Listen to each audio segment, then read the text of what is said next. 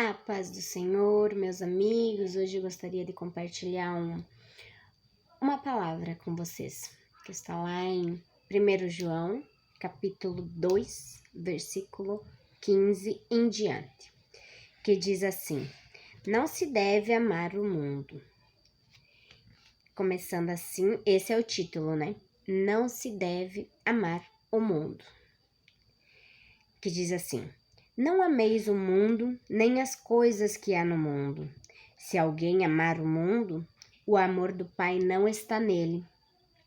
Porque tudo que há no mundo, a concupiscência da carne, a concupiscência dos olhos e a soberba da vida, não procede do Pai, mas procede do mundo. Ora, o mundo passa bem como a sua concupiscência, aquele, porém, que faz a vontade de Deus, permanece eternamente. Então, tirando agora o que eu entendo com isso, é que Deus nos fala que João fala ali que nós não devemos amar as coisas que vêm do mundo. Eu era do mundo. Quando eu estava no mundo, eu me contentava com aquilo, porque eu só conhecia aquilo, mas eu não conhecia a verdadeira palavra, o poder da palavra, o poder de Deus, o poder da vida. Quando a gente entrega verdadeiramente a vida a Deus, Ele age no nosso coração, no nosso interior, abre a nossa mente para que eu leia a palavra e possa entender alguma coisa.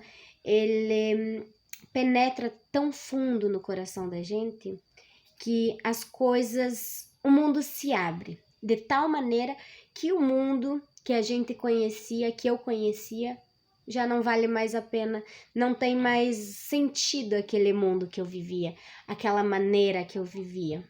Tudo é nada. Tudo aquilo que eu passei, tudo aquilo que eu vivi, não vale nada.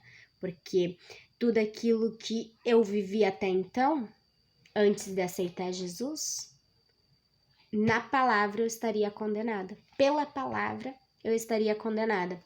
E daí diz ali, se alguém amar o mundo, o amor do Pai não está nele. Se eu amar as roupas caras, se eu amar os carros de luxo, se eu amar muitas terras, muitas casas, se eu amar, dar mais valor ao dinheiro do que a palavra de Deus, se eu amar mais os meus filhos do que a Deus, eu tenho que amar em primeiro lugar a Deus acima de todas as coisas e depois as outras coisas. Tem um versículo que diz assim: onde está o teu coração, ali estará o teu tesouro. Então, vigia onde está o teu coração, né? Porque o nosso coração deve estar em Deus, na palavra de Deus. Daí ali o versículo 16 diz assim: porque tudo que há no mundo, a concupiscência da carne. O que é a concupiscência da carne? Daí eu fui lá em Gálatas. Em Gálatas está ali escrito as obras da carne e o fruto do Espírito Santo. Quais são as obras da carne? As obras da carne são aquelas que nos levarão para o inferno. As obras da carne são aquelas que não herdarão a terra do reino de Deus. As obras da carne são aquelas que não estão de acordo com aquilo que Deus quer que nós siga. E são o quê? A prostituição que eu tô falando aqui é a prostituição espiritual, tá? A prostituição, a impureza, a lascívia, idolatria. O que é lascívia? Já se perguntou o que é lascívia? Lascívia é usar uma roupa que a gente vê muito por aí, mas porém a gente não dá muita importância, né? Lascívia é um pecado disfarçado dentro das igrejas. Lascívia é usar uma roupa para chamar a atenção do meu irmão. O meu irmão usar uma roupa para chamar a atenção de uma irmã da igreja. Então, quando a gente vai à igreja, é para chamar a atenção de Deus, não dos irmãos para cima da gente. Então, eu digo assim que lascívia é um pecado disfarçado dentro das igrejas. Continuando. Prostituição, impureza, lascívia, idolatria, feitiçaria, inimizades, porfias, que é brigar por algo ou por alguma coisa que outra pessoa já esteja desejando, né? É o ato da competição. Os ciúmes, as iras, as discórdias, as dissensões, as facções, invejas, bebedices, glutonarias. E lá em Apocalipse também nos diz mais algumas coisas. Deixa eu achar aqui. Em Apocalipse também eu achei mais algumas coisas que estava escrito.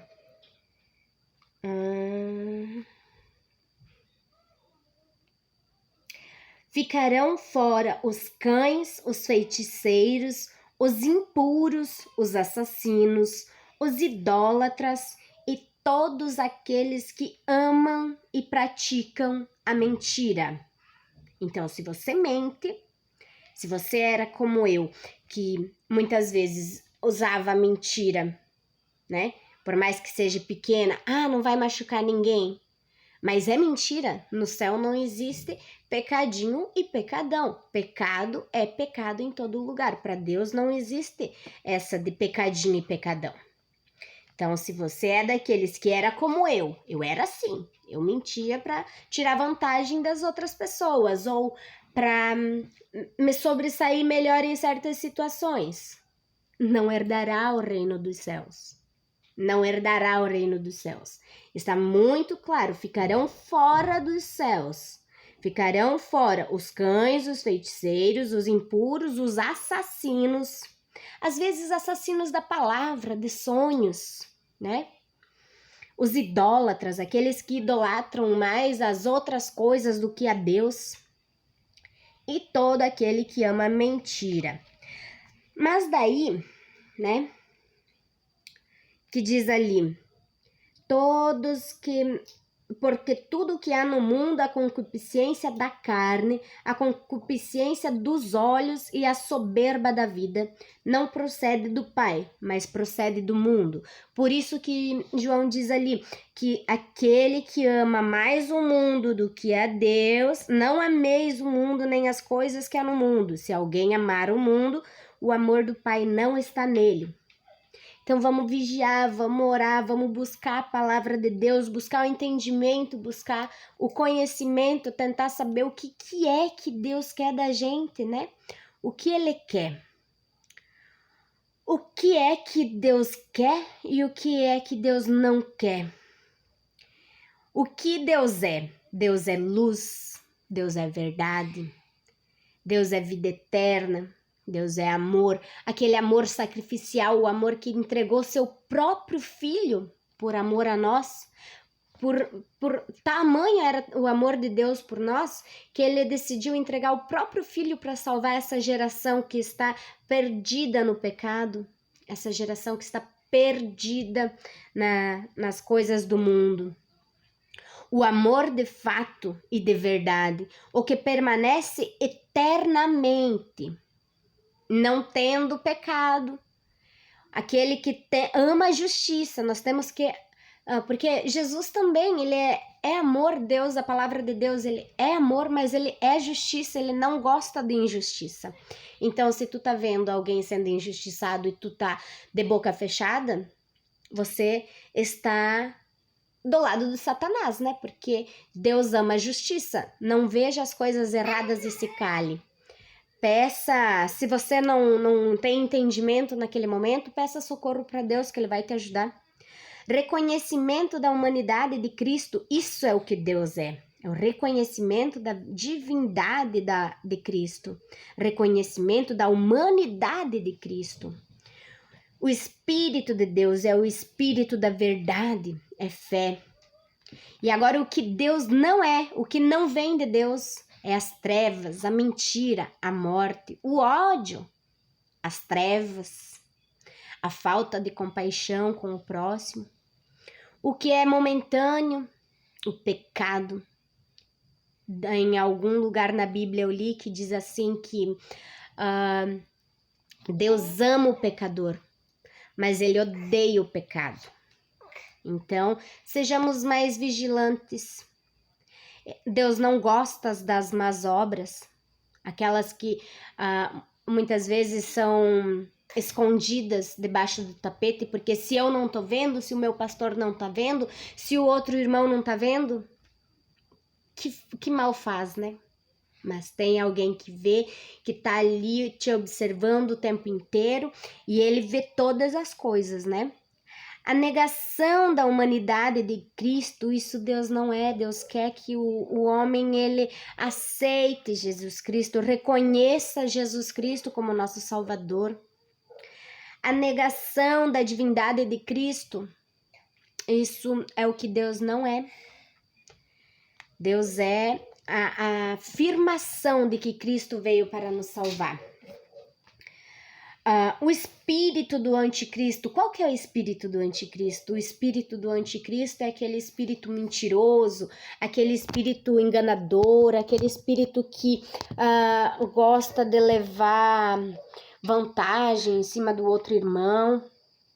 O espírito do erro, esse é o espírito que não provém de Deus, né? E agora ali, ó, por último, o último versículo. Ora, o mundo passa bem com a sua concupiscência, aquele, porém, que faz a vontade de Deus permanece eternamente. Olha a promessa de Deus para nós, para todos nós no mundo.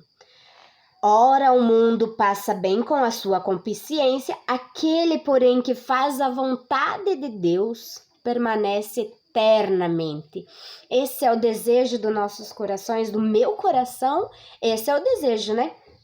De que eu seja luz no meio das trevas, que eu possa transparecer a verdade, que eu tenha no final dessa vida aqui a certeza que eu vou pro céu e vou ter a vida eterna, que eu tenha esse amor sacrificial, o amor que se sacrifica pela palavra de Deus, que a aceitação de Jesus Cristo não é só mil maravilhas, ela vai ter que...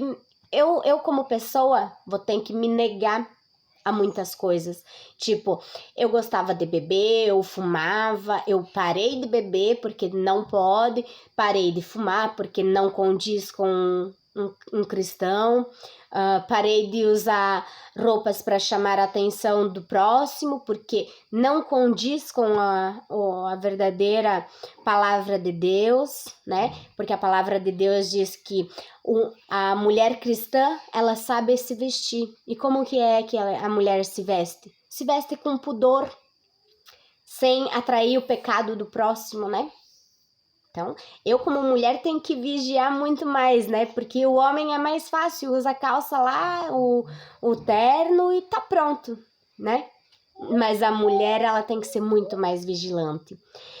E quais são o fruto do Espírito Santo? Qual que é o fruto do Espírito Santo?